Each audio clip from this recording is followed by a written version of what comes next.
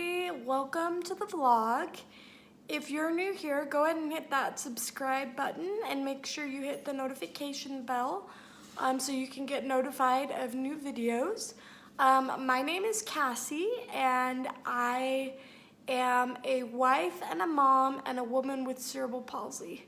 And this YouTube channel is my journey being a mom with a disability and teaching people about cerebral palsy and other disabilities.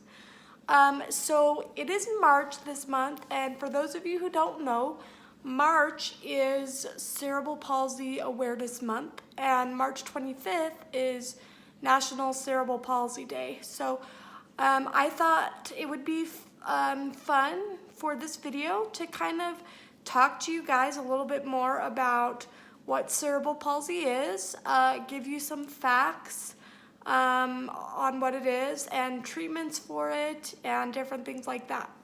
So, first of all, there are a lot of different forms of cerebral palsy, different levels of severity. Some are mild and then some are extreme. And I'm kind of in the middle. It affects one side of my body more than the other. My right side is worse than my left. I have trouble walking. Sometimes I fall down a lot. Sometimes I have spasms. But it only affects that physically. It doesn't affect any mental functions or anything like that. So I'm one of the lucky ones. So I'm just gonna start by giving you guys some facts. All of these facts that I am gonna tell you about are from the Cerebral Palsy Alliance Research Foundation, and I'll have their website linked in the description.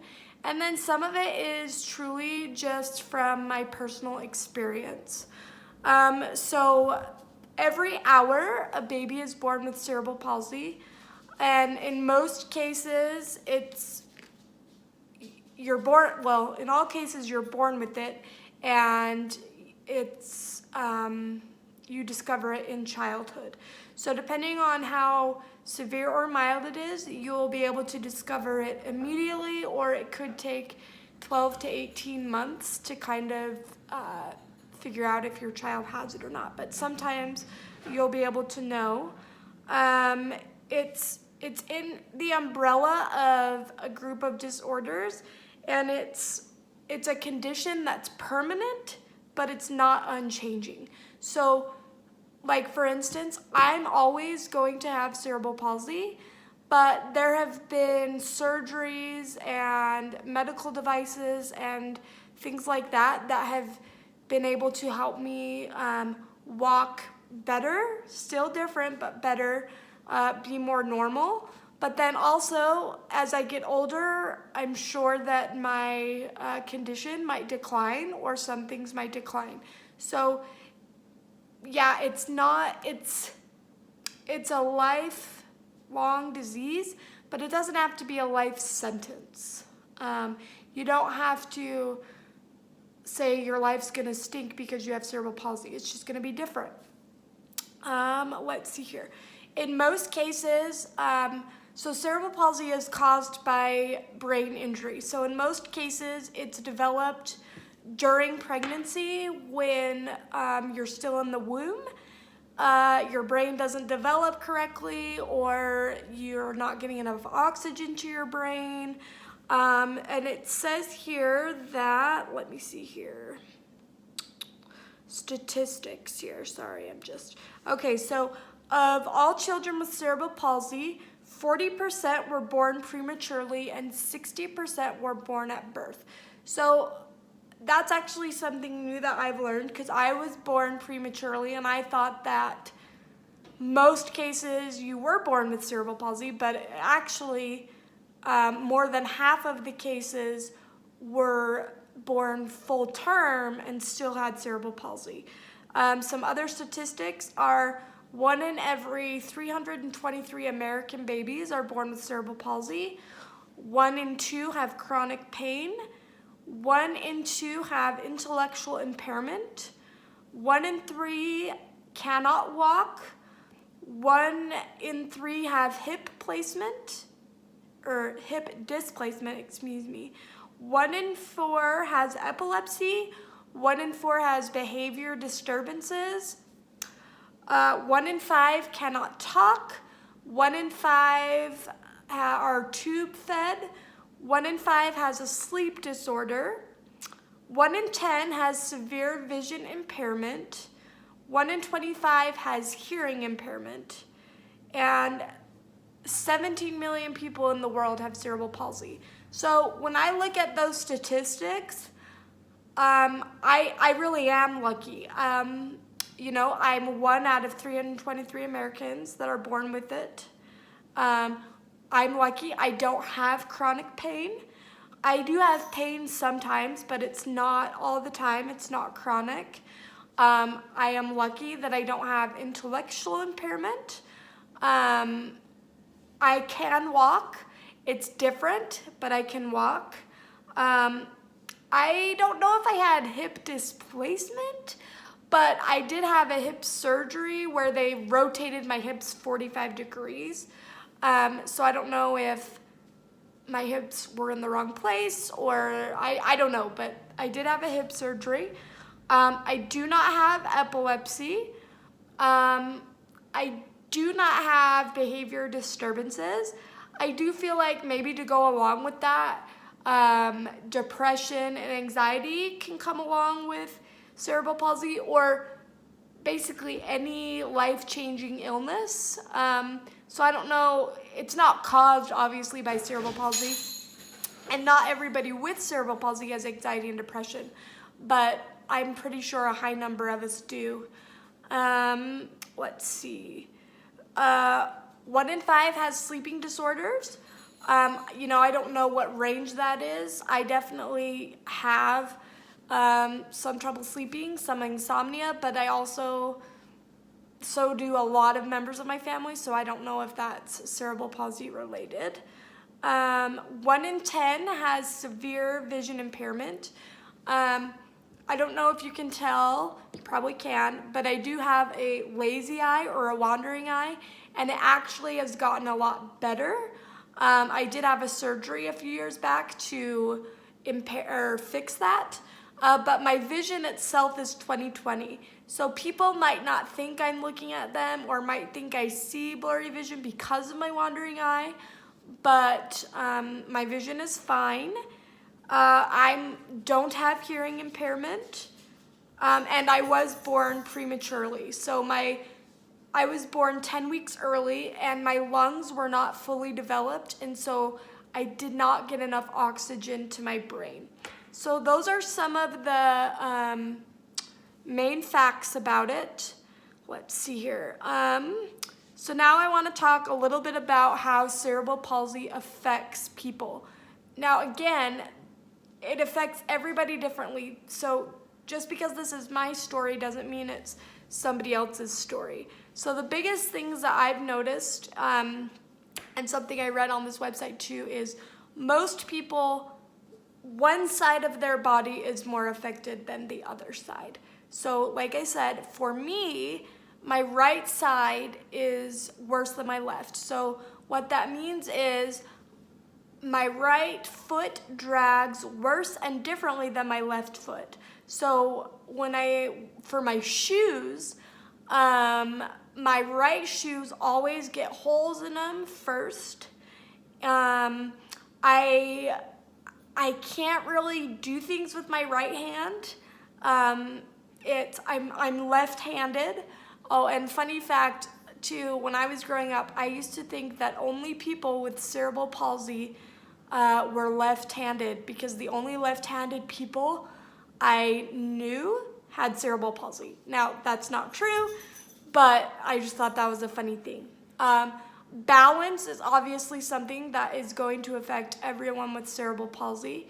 Either those who walk will have trouble standing for long times or fall over, or you're just not able to walk at all, and that's how it affects your balance.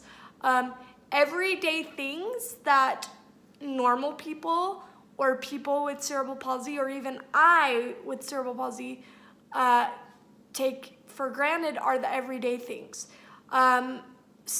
People with cerebral palsy use, I don't want to quote the wrong number, but we use a lot more energy to do everyday things than somebody that doesn't have cerebral palsy.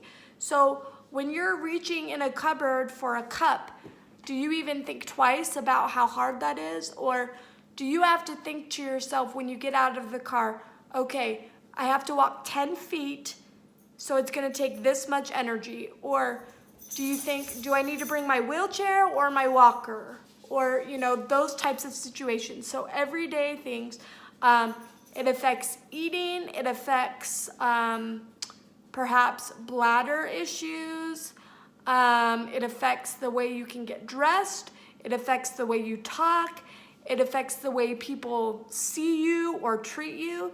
It's funny, I'm 33 and still, whenever I'm in my wheelchair, people always talk down like this. Is she okay? How are you? Like, they talk to me like I'm a baby or I'm not there just because I'm in a wheelchair.